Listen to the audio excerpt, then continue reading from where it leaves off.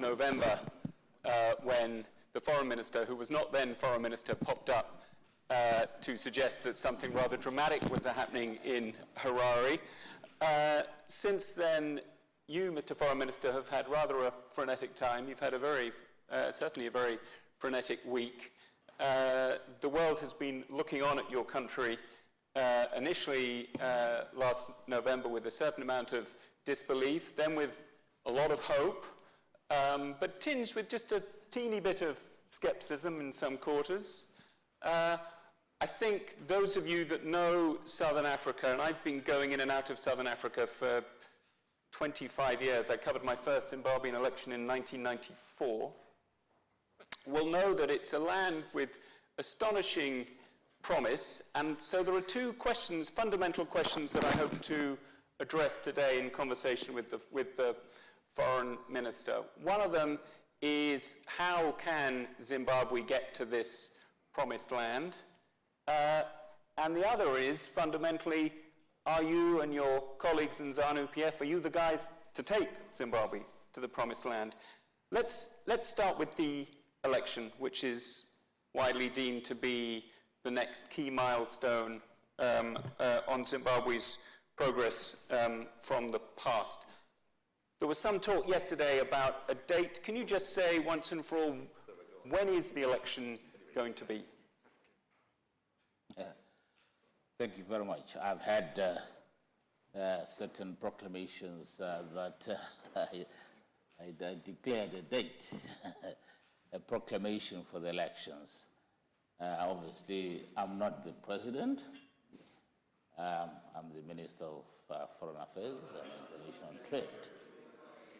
What is specified within the Constitution is clear, and it elucidates and it puts clarity to the dates and the period within which elections are held.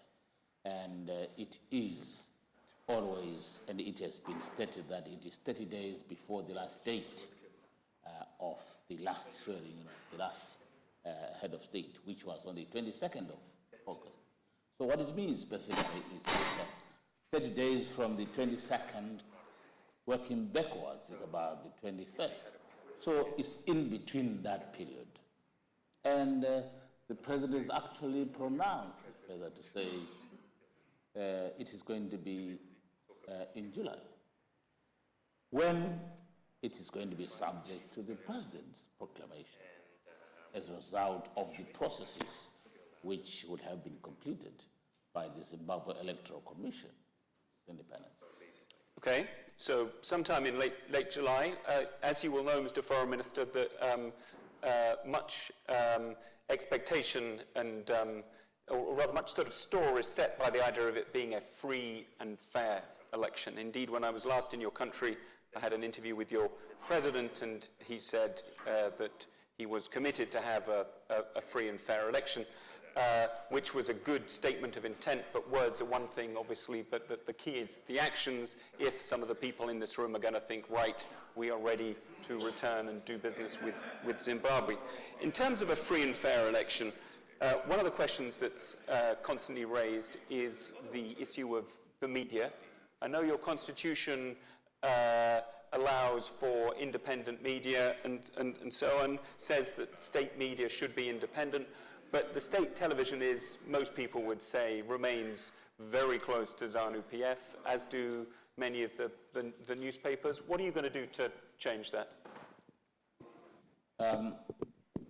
Well, the situation about the election, in fact, the president and his administration have made a determination and a commitment to ensure that we deliver a free, fair, transparent, and credible election for the people of Zimbabwe. And this has got to be consistent with the satisfaction of the people of Zimbabwe. And this has got to be consistent with the Constitution of Zimbabwe. So what is happening now is that we have already started walking the talk in as far as the issues to do with delivering that kind of election. Why? Because the whole process which is taking place now is that this election is run under an independent Zimbabwe Electoral Commission. And then secondly, this process of running the election is determined by the laws, and it is run in order to achieve the specific persuasions of the guidelines which guide the elections in SADC and those of the African Union. So the aspirations of the African people, the SADC, and those of the people of Zimbabwe are definitely going to be met. And above all, we are saying it is going to be a transparent election. Why a transparent election? Because nothing is going to be hidden. The president has come out clearly and has stated that everyone who wants to observe the elections is free to come and watch at least democracy at play. Yes, we have tried to remove those areas which have been problematic before, like the voters' roll issues, by introducing the biometric voters registration process, which has been going on for the past 1 year. And what it says basically is that this election, everybody is going to be voting at his polling station. It's going to be polling station based and constituents based. So you cannot move from one polling station to the other. It recognizes your fingerprints, and it must recognize your face, your eyes, and everything. So, because of the freedom which has been ushered in, the spirit which exudes now in Zimbabwe about the political freedoms, from about 3.4 million who normally vote, there's been a registration, an escalation of registration of people up to over 5.3 million. So we are expecting the will of the people to take place. And I'm aware that certain quarters might say there is no coverage, but as we are talking now, there are some groupings or political parties which started campaigning probably 2 months, 3 months ago. But campaigning is not really going to promise heaven and earth. Some are actually saying, let's perform, let's act on the ground and demonstrate by reforms, and then later on articulate. In other words, walk the talk even before you say what you want to state as official. 2 more questions on the elections, because it's tremendously important, then we'll move on to the business environment and so on. In terms of walking, there are an awful lot of Zimbabweans living outside Zimbabwe's borders. At the moment, I think they have to come all the way back to Zimbabwe to vote. Why not allow them to vote in embassies in their countries of residence, as is the case with most other countries in your region when it comes to elections? It is really the desire of the current establishment and the current new dispensation and the president to ensure that everybody participates in the vote. But unfortunately, legally and logistically, that is not possible.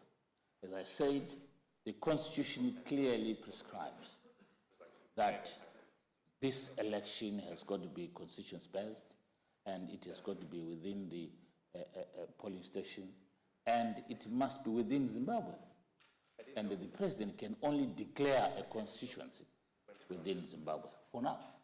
So until such a time that the Constitution is amended, it may not be possible. While we desire that they should participate, because we are compliant with the Constitution. It is critical that we have got to be judged by our compliance to the Constitution, which was actually agreed upon by all the stakeholders, including all the political parties, during the 2013. So, and besides that, at the moment, logistically, it is very difficult to create all the polling stations all over the capitals in the world until such a time that these two are then ratified. We are encouraging, we know it's painful, that our diasporans should come by one register, and secondly, they should be able to come and vote. The last Zimbabwean election I covered was in 2008, almost exactly 10 years ago, 10 years and a month or so ago. And I do remember that your former colleagues in the army said that they wouldn't be willing to serve under the opposition NDC. Do you think it's time for the army to come out with a statement saying this time we would be happy to serve under the opposition? There's been a perception,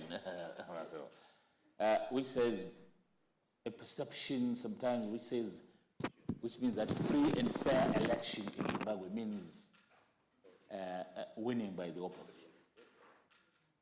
That doesn't mean the case.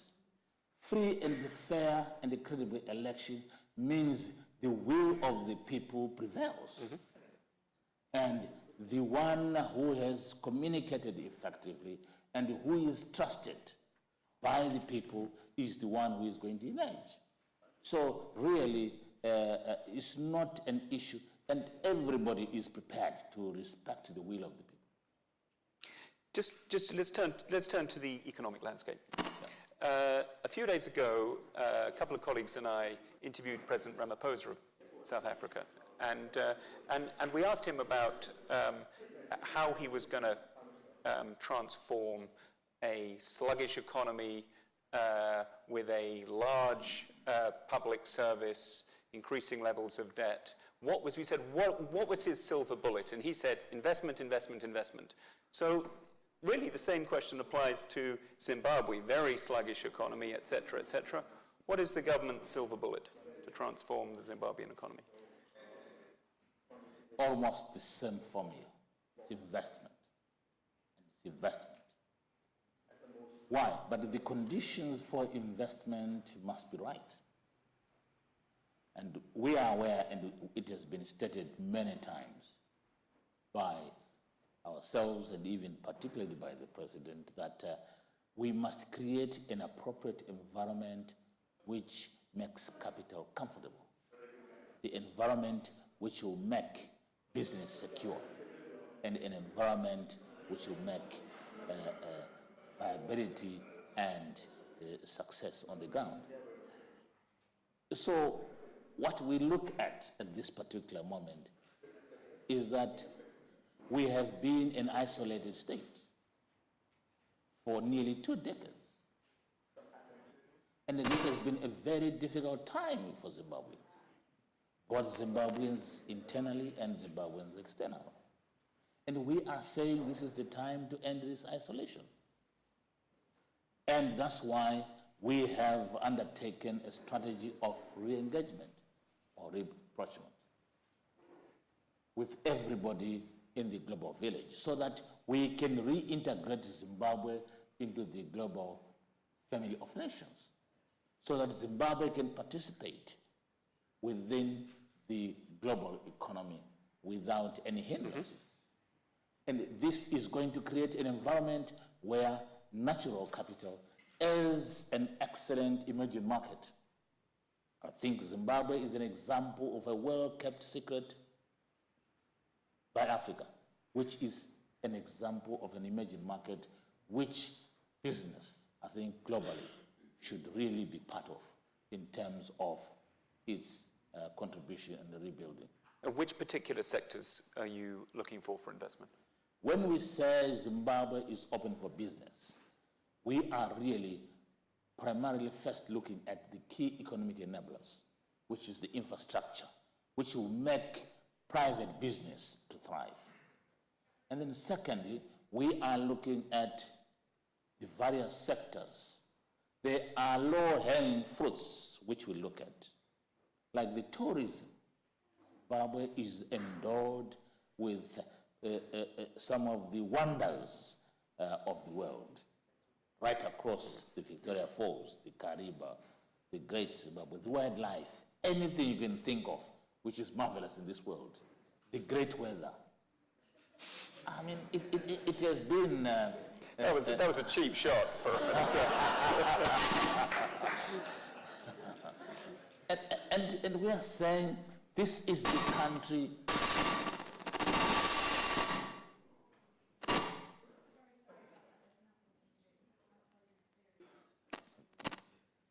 Outside interference in Zimbabwe.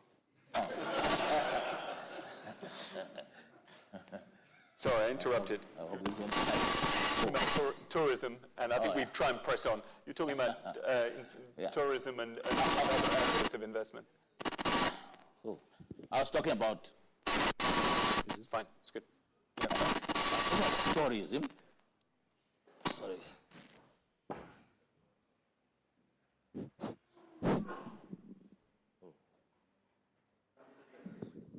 Okay.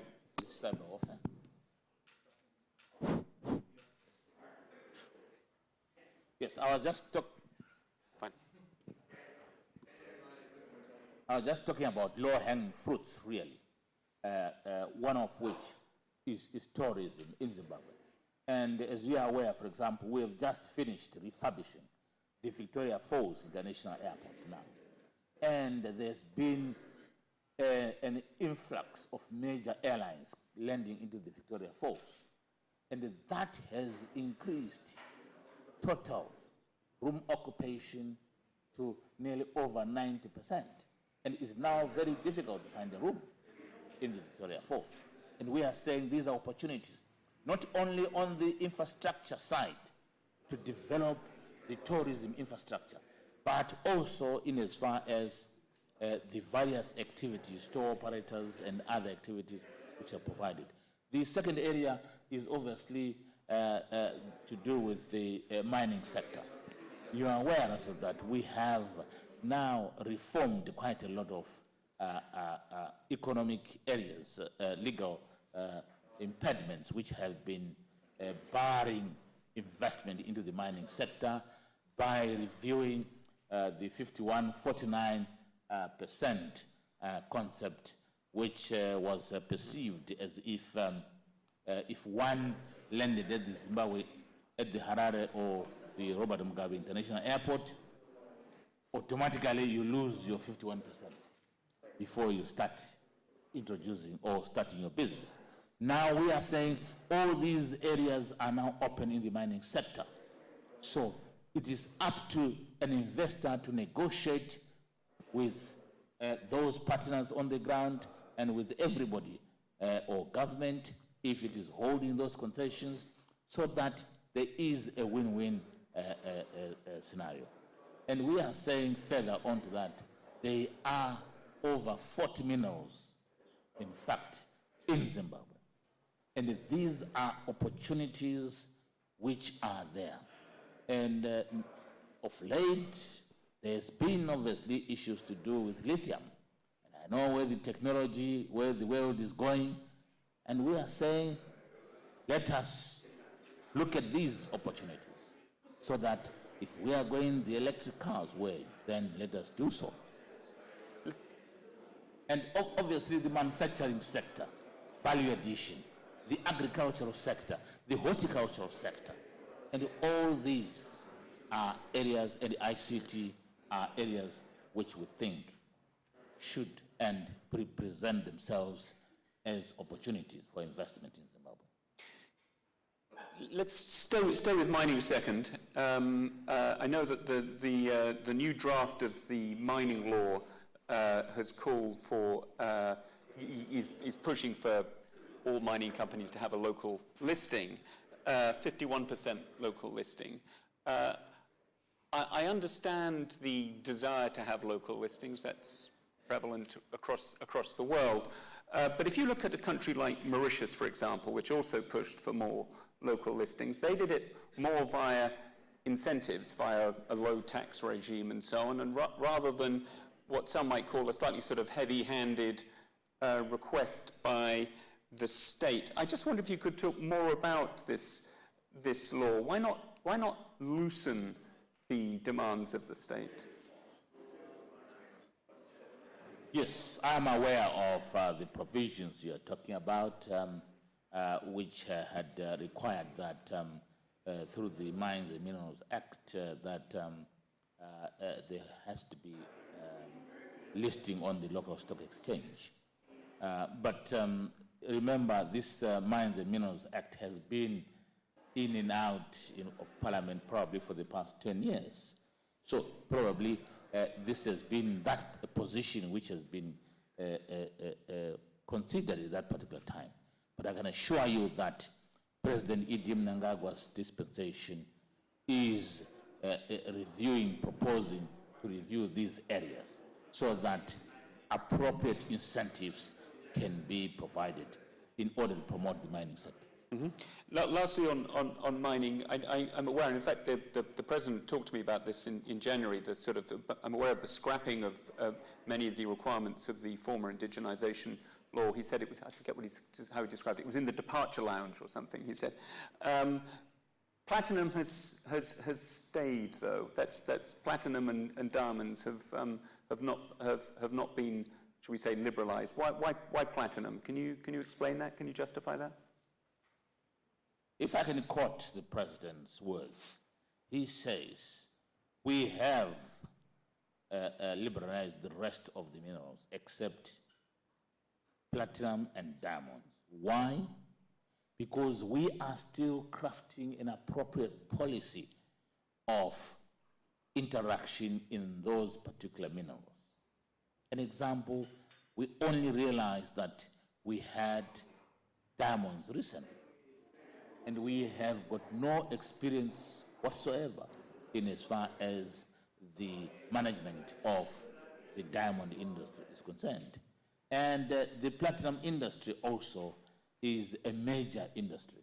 And we are saying we want to develop a policy which is going to be attractive.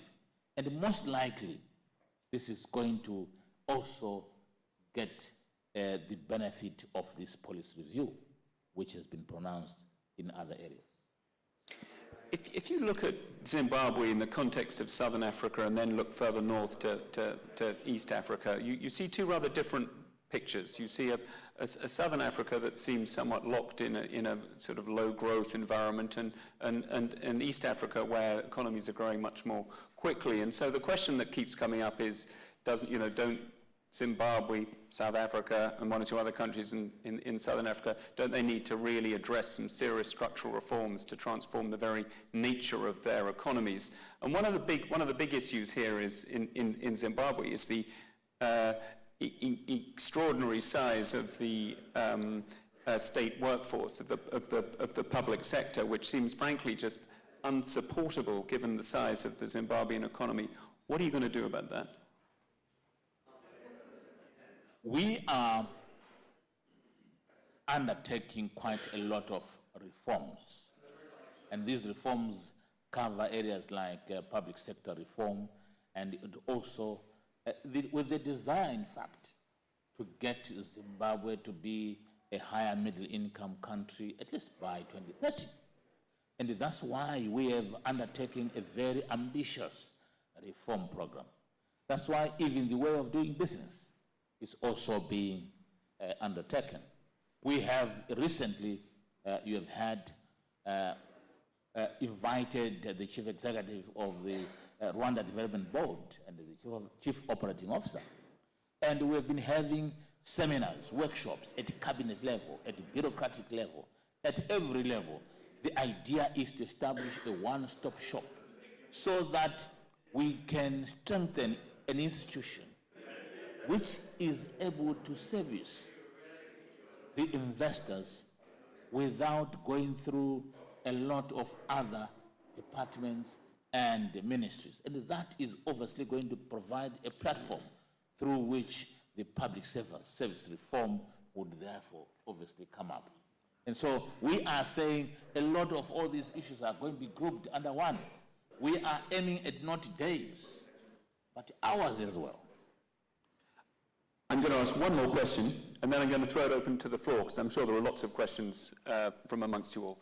The last question, I'm actually going to hold up a copy of the Africa report, which I found in the foyer there. And it looks at the relationship between, or what it calls the competition between the US and China. Sorry, I don't think this is working now.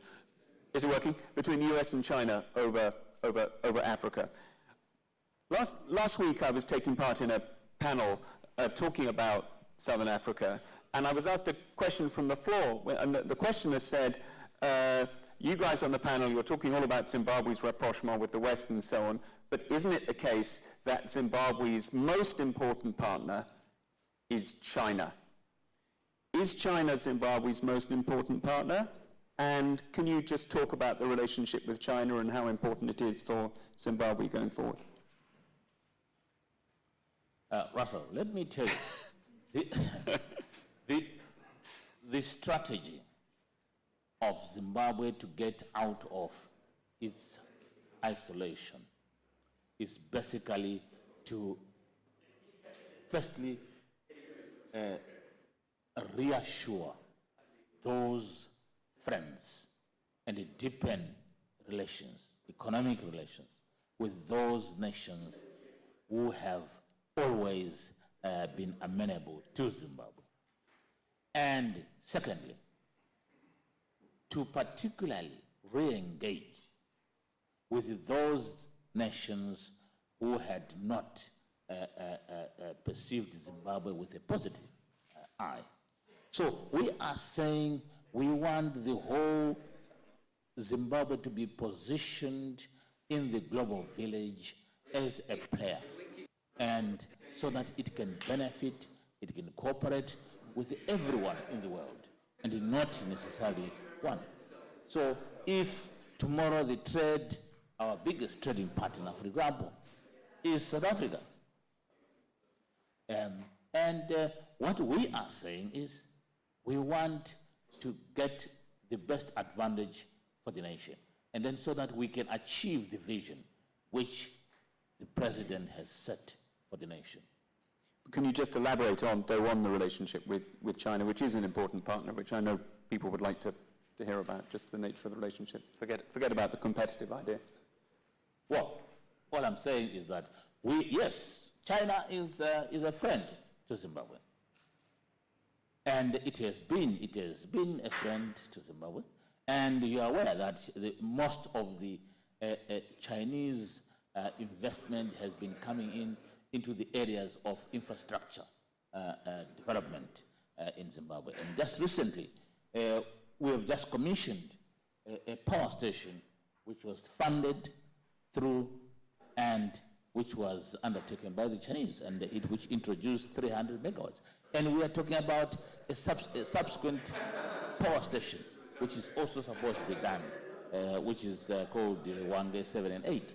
So we are talking about key infrastructure, which, and even the airport I was talking about, was built by the Chinese, which is the Victoria Falls International Airport. And we are saying now, please, the rest of the world, the West, Europe, the United Kingdom, this is the time to come in and cooperate and partner Zimbabwe so that we can all become players. We can develop this awakening giant together. Thank you very much. Okay, questions from the floor. Can you please identify yourselves and keep and ask questions, not make statements? Thank you. On the right there.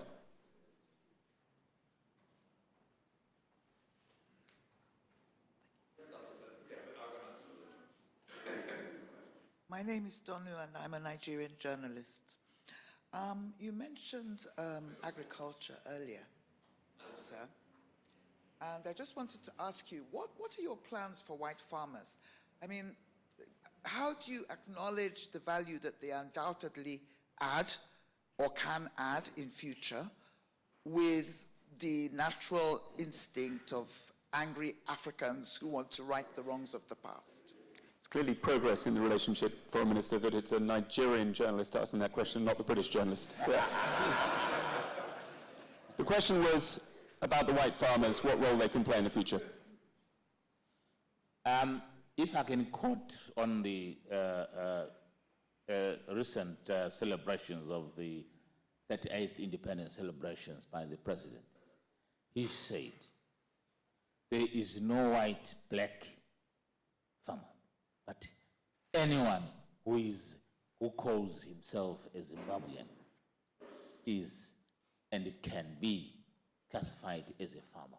So the current dispensation does not discriminate anymore, in fact, if any, about whether there is a white farmer or there is a black farmer or a pink or yellow.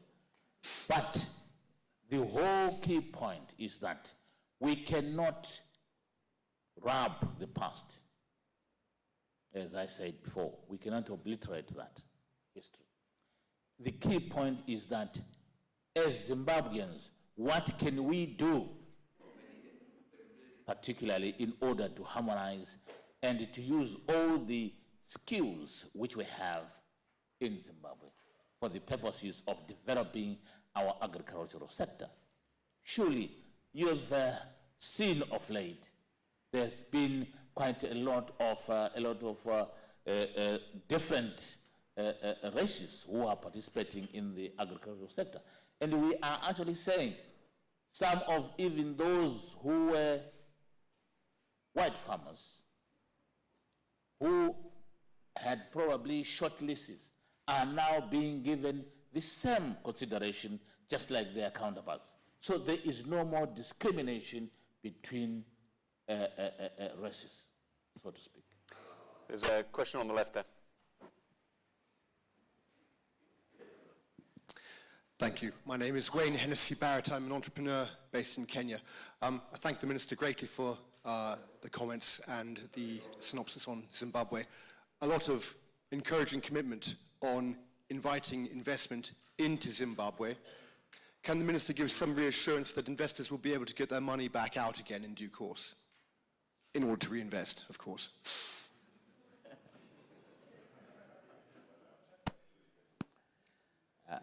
Absolutely. It is, firstly, we are committed as a government to secure investment which comes into Zimbabwe through bilateral investment protection agreements. We are committed to property rights, and there is liberalization of repatriation of dividends and profits. And there is a freedom of even moving capital. The whole issue, which I may say, which is, I consider as a limited challenge or problem, has been the availability of Nostro currently, which has then limited the immediate provision and prioritization of dividends. But what is important also is that if one comes to Zimbabwe and invests, for example, 5 million, and he gets 100 million as dividends and profits, we would encourage that whilst the capital and an amount of profit must be taken out, at least there should be some kind of reinvestment so that the economy can grow. But really, this is at the discretion of the investor. And we are very committed, and we prioritize the repatriation of dividends and profits. Absolutely. Thank you very much. I'm following the lead of my old friend Kuseni Dlamini and others who were on the excellent previous panel by just going on 1 extra minute beyond the end of the formal end of the session, because there's another hand there. This is the last question. No? You don't have time? Foreign Minister.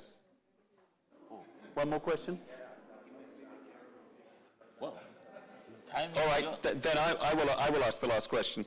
You said yesterday, Foreign Minister, you said that the President knew exactly where we went wrong. This was in your conversation in Chatham House. Where did ZANU-PF go wrong? Bettina's laughing. Well, all I can tell you is the future is what is important.